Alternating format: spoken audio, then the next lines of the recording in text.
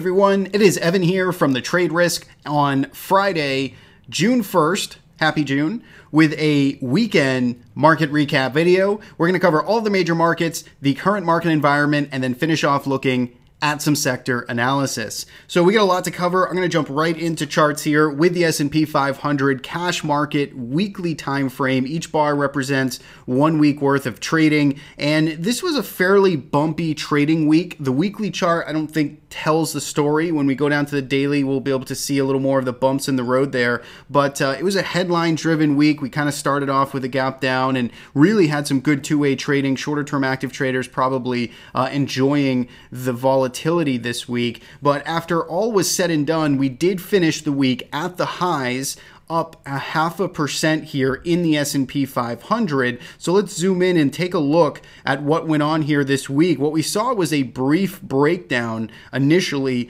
of this prior 2-week range. So if you recall from last couple of videos, we've been talking about this 10 to 15 day trading range in this tight 2710 to about 2740 range in here in the S&P 500. Well, we briefly broke down below that and really kind of ran those stops to the downside, sucked in some shorts. We back tested this trend line, which we broke out from in early May, and tested and undercut some of these faster moving averages on the longer term and shorter term time frames.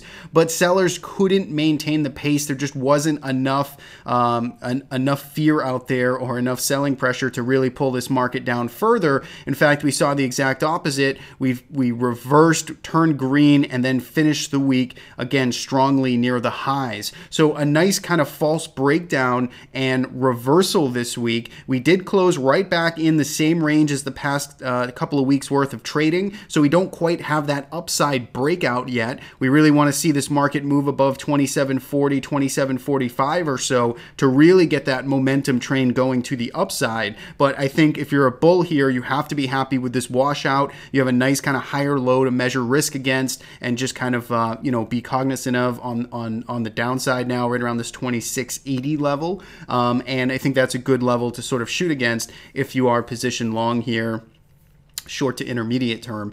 So weekly chart here, longer term, intermediate to longer term perspective, not much has changed, but in the very short term there, we did get that nice washout, reversal, and a close right back at the highs. So let's pay attention to next week if we can get that follow through like we see in the Qs and the Russell 2000. So if we go down to the SPY daily chart, let's look a little bit closer at these levels here. So again, you can see we really washed out here on Tuesday on some high volume. We broke down from the range and we tested and bounced off of the lows here and this back tested this trend line. We had the midweek video. So if you watched last week's video, we talked kind of about what was going on this week. It was really a battle between the leading Russell 2000 and the NASDAQ, which was holding up well, versus the lagging Dow Jones and S&P 500. And it was this tug of war. We're really waiting to see what kind of clarity, which side was going to win out, and to pay attention to the weekly close was sort of the summation of the advice or the analysis given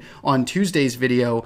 And as we see now at the end of the week, the sellers again couldn't maintain that pressure. We bounced immediately on Wednesday's session right back into this range. Then we pulled back again on Thursday, so a little bit of yo-yo action, and then bounced again on Friday or gapped up. And these were all kind of taking the shape of open gaps, lower and higher, making it a little more difficult for shorter term swing traders, just given the overnight drift. But for intraday traders, I'm sure that that was something that you enjoyed. So going forward, we're right back to this pesky 274. That's where we have failed here. It's been the highs from May where the market's kind of repeatedly bumped its head up against and then pulled off back down to that 270 level. So heading into early next week, let's see if the bulls can maintain this momentum here on Friday and start clearing above the past several weeks highs. That would bode very well for this market. We do have some good structure here. This is a nice kind of oops, like a false breakdown right here on Tuesday. And that does, especially when you suck back into the range and go right back up to these highs here, that generally bodes well for a shorter term kind of continuation pattern to the upside, a breakout to the upside after tipping everyone off sides here. But this market has had some trouble with some follow through. So let's not get ahead of ourselves. Let's wait to see if we can get that breakout into next week. On the downside, 271, I think this here, 270, 271, the lows from Thursday's session, that's going to be your shorter term line in the sand. That's essentially the lows of the past chop box here, a couple of weeks of trading. And then ultimately you have around 267, which was Wednesday's lows to the downside. So I think the levels are pretty clear here, pretty mapped out and pretty clean on the S&P 500. On a relative basis, the S&P 500 is still lagging a bit, and we'll show evidence of that right now because the IWM is already been long on its way of breaking out, right? It's trading at new all-time highs. It broke out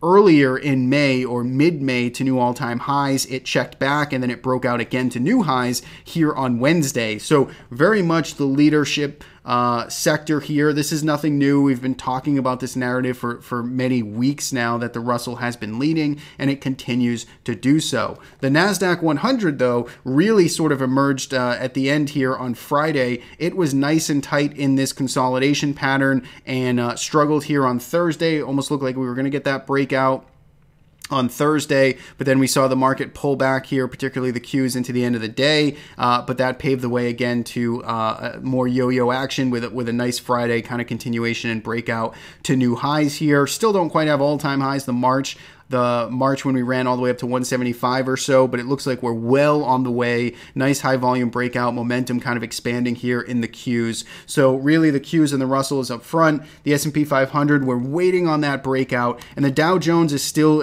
underwhelming here in the pack of four. It is clearly the relative underperformer, but if we can get that follow through north of 247 next week, then again we have some good structure here that might say, okay, this was a washout kind of, short-term capitulation on higher volume. And if we can start breaking above some of this old supply in here and this technical resistance, then, the Dow Jones could start to shape itself back up. So that is the landscape overall. I think at the end of the week now that we have some more clarity, I think it's clear that the bulls have strengthened their case a bit, and breadth, momentum is building, the technical structure here across the market. There are some lagging sectors. We're going to talk about those at the end of the video. So there are, some pockets of concern, if you will. But I think if you just take sort of a, if you look at the evidence overall, I think you got to give credit to the bull case here that they are continuing now to push us higher. And S&P 500, I think, is front and center next week to see if we can get continued move above 274. So that is the analysis there on the home front on the market environment. Let's take a look here at some of the other major markets. Let's run through the usual suspects. We get TLT, which ended up finishing positive on the week here. So we had equity rally and bond rally. We saw yields really across the board kind of pull back. The shorter term yields, even the longer term here indicated by the TLT. Yields pulling back, bonds rallying, closing off of the highs of the week for sure. TLT was up here closer to 123 back on Tuesday. You can see it closed around 120 or so, but still kind of the upper end of this range, still in a tough picture, kind of consolidating sideways at best, I guess. So not really actionable where it stands right now. I would just pay attention to the highs we just made up here around 123, and let's see if the short-term trend can remain higher for TLT. Next up, we'll go to oil. Oil here on the week closed down 3%. So continuing, continuing the pullback from last week. We were down 5.2% in USO last week, down another 3%. So very quickly, almost a 10% correction here in oil, and it's had a hell of a run. So again, I don't think this is, I don't think this is the end. Doesn't have to be the end of the world. It is breaking structure though. So volumes coming in, we are starting to break horizontal levels and these trend lines here that have extended for the past several months. So we are at another kind of confluence point here around 13.25 in the USO ETF. That was the top in January, and then where we broke out from in April. Let's see again if USO can stabilize right about here. If not, then this will certainly become deeper. You could throw some fibs on here. Let's do it from the February lows here, which were the lows of the year, and you can see we've retraced about 50%. So, you know, a decent size correction here, but something that's kind of in par for the course after covering a good amount of ground in just 4 or so months. So, you know, it's in the bulls' best interest to kind of start holding in around these levels before things start to get really ugly. So, USO losing momentum. Let's see if we can get some stabilization there. Natural gas did get some stabilization. We talked about this pullback, so this was kind of a violent pullback here on Tuesday. It was the first real kind of pullback after natural gas started to get some more constructive behavior going, and it did seem to absorb that pretty well. It held on to the 20 period, and it's bouncing back towards highs. So natural gas trend is shaping up here. It is moving to the upside, so I think bulls have to be encouraged here by the action in natural gas, and now we sort of have this higher low to work against right above $23. So bulls in control there for natural gas. If we go to metals next, we got gold, which still just really is not performing here. It's down 58 pips here on the week, and you can see it's still holding below this more prominent support level that it broke down from just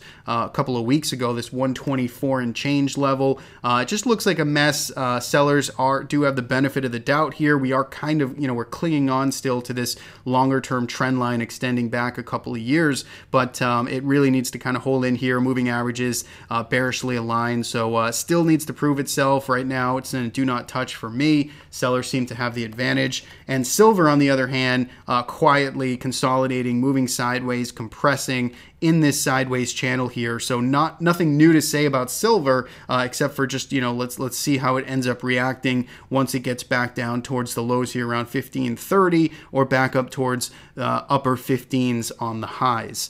So that I think covers all the major markets. I think that's everything I wanted to talk about. Let's get into the individual sectors here. So when we look at the sectors, let's go by the weekly performance. We'll look at the top 3 and bottom 3. So number 1 here in terms of upside performance was the biotech ETF, biotech sector, IBB.